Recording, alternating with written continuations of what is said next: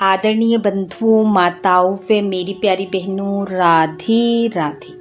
आपका हमारे इस YouTube चैनल पर बहुत बहुत स्वागत है। बंधुओं, आज हम इस वीडियो में भगवान शिव के प्रिय श्रावण माह में सुनी जाने वाली कहानी सुनेंगे, जिसे नियम पूर्वक सुनने सुनाने से भगवान शिव की कृपा से मन इच्छा पूर्ण होती है, घर में सुख समृद्धि आती है व अन्न धन के भंडार भर जाते हैं।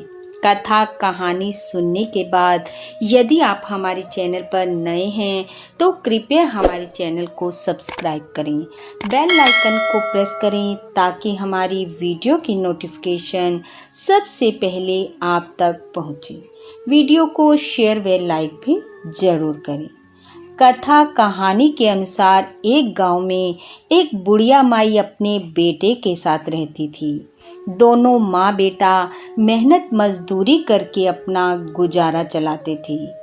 एक समय बुढ़िया के मन में विचार आया कि अब उसका पुत्र विवाह योग्य हो गया है और उसे अपने पुत्र का विवाह कर बहू ले आनी चाहिए। बुढ़िया ने कुछ समय बाद अपने बेटे का विवाह कर दिया और घर में बहू ले आई।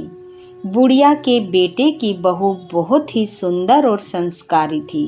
वह नित्य प्रति जल्दी उठती, घर को बुहारती, स्नान आदि कार्य कर भगवान शिव का पूजन करती, कथा कहानी कहती सुनती। पूजा का कार्य बहू अपने घर पर ही रहकर करती। विवाह के कुछ समय बाद श्रावण माह आया। बुढ़िया की बहू भगवान भोलेनाथ की भक्त थी, सो उसके मन में ये विचार आया कि वह श्रावण माह में मंदिर जाकर शिवलिंग सींचे, पूजा पाठ करे, कथा कहानी कहे। उसने अपने मन की बात को अपनी सास से कहा और कहा, माँ जी, श्रावण माह शुरू हो गया है, मैं शिव मंदिर में जाकर पूजा पाठ करना चाहती हूँ, शिवलिंग सींचना चाहती हूँ। परंतु बुढ़िया माई ने उसे ऐसा करने से रोक दिया। उसने कहा, घर में ही पूजा कर लो, मंदिर जाने से काफी समय खराब हो जाएगा, इतने में तो घर का सारा काम हो जाएगा। सास की बात सुनकर बहू उदास हो गई, परंतु कर भी कुछ नहीं सकती थी। अतः वह उदास होकर घर के कार्यों में लग गई। पर उस दिन उसने कुछ भी अन्न जल ग्रहण नहीं किया। अगले दिन बहू कुएं पर जल भरने गई तो रास्ते में उसने देखा गांव की कुछ लड़कियां पूजा की थाली सजाकर मंदिर की ओर जा रही हैं। उसने उन्हें रोका और पूछा, तुम कहाँ जा रही हो? उन्होंने कहा, श्रावण का महीना शुरू हो गया है, हम सब भगवान भोलेनाथ का पूजन करने मंदिर जा रहे हैं। यह सुनकर उसके मुख पर उदासी आ गई। लड़कियों ने पूछा, आप हमारी बात सुनकर उदास क्यों हो गई? क्या आपको शिव पूजा नहीं भाती? वह बोली, नहीं, ऐसी बात नहीं है, शिव तो मेरे आराध्य देव हैं, लेकिन मेरी सास मुझे मंदिर में पूजा के लिए नहीं जाने देती। लड़कियों ने कहा, आप चिंता न करें, आप हर रोज इसी समय जब पानी भरने आओगी तब हमारे साथ ही मंदिर में पूजा कर लिया करना। वह बोली, मेरे पास पूजा की कोई सामग्री नहीं है, घर से लाऊंगी तो सास को पता चल जाएगा। लड़कियों ने कहा, कोई बात नहीं, आप हमारी पूजन सामग्री से ही पूजन कर लेना। यह सुनकर बहू बहुत खुश हो गई। अब वह हर रोज उनके साथ मंदिर जाने लगी। वहां वह शिवलिंग सींचती और भक्ति भाव से भगवान का पूजन करती और भोलेनाथ से कहती, मैंने अपनी सास से इस बात को छिपाया है, इसके लिए मुझे क्षमा कर देना। ऐसे ही पूजा पाठ करते करते पूरा श्रावण माह समाप्त हो गया। जब श्रावण माह का अंतिम दिन आया तो बहू ने सोचा, पूरा महीना मैंने उन लड़कियों की पूजन सामग्री से पूजन किया है, आज तो मुझे कुछ अपना भोलेनाथ को अर्पित करना चाहिए।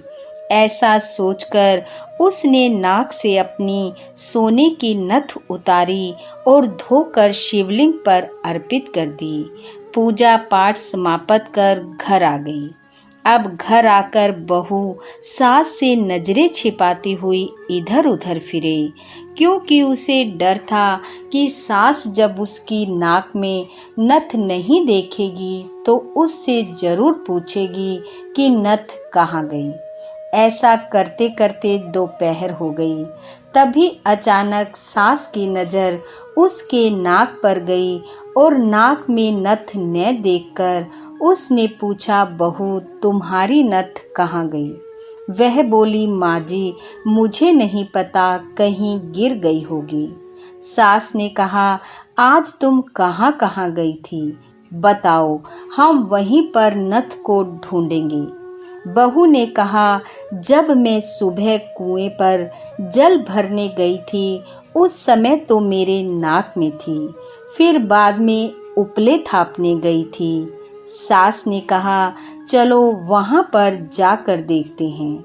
दोनों सास बहू वहां पहुंच गई जहां बहू ने उपले थापे थे। सास ने बहू से कहा, चलो हम दोनों उपले तोड़कर देखते हैं। और वह दोनों उपले तोड़ने लगी। दोनों ने जैसे ही उपला तोड़ा, दोनों के उपलों में एक एक नथ। सास ने कहा, नथ तो एक थी, ये दो कैसे हो गई? सास ने फिर एक और उपला तोड़ा, उसमें भी नथ। अब सास उपले तोड़ती जाए और सब में नथ निकलती जाए। सास ने बहू की ओर देखा और पूछा, ये क्या माजरा है? तब बहू ने सास से क्षमा मांगते हुए सारी बात ज्यों की त्यों बता दी और कहा, ये भगवान शिव का ही आशीर्वाद है। आज मैंने श्रावण माह की समाप्ति पर उन्हें एक नथ अर्पित की थी और उन्होंने मुझे इतनी सारी वापस कर दी। सास बहू की बात सुनकर बहुत खुश हुई और कहा कि श्रावण माह में स्नान, दान, जप, तप और व्रत का इतना महत्व है, तो अगली बार हम दोनों मिलकर शिवलिंग सींचेंगे, पूजा पाठ करेंगे। अगले वर्ष श्रावण माह आने पर दोनों सास बहू ने नेम से श्रावण स्नान किया, शिवलिंग सींचा, पूजा पाठ, जप तप, व्रत और कथा कहानी का नेम नित्य निभाया। भगवान शिव की कृपा से बुढ़िया के घर अन्न धन के भंडार भर गए और उसकी बहू को एक सुंदर पुत्र की प्राप्ति हुई। भगवान भोलेनाथ ने उनकी सभी मनोइच्छा पूर्ण की। हे भोलेनाथ, जैसे आपने बुढ़िया और उसकी बहू की सभी मनोकामनाएं पूर्ण की, वैसे सबकी करना। इस कथा कहानी को सुनने वाले, सुनाने वाले सबके घर अन्न धन से भरपूर करना, संतान सुख देना। इन्हीं शुभकामनाओं के साथ आप सबका बहुत बहुत धन्यवाद। राधे राधे।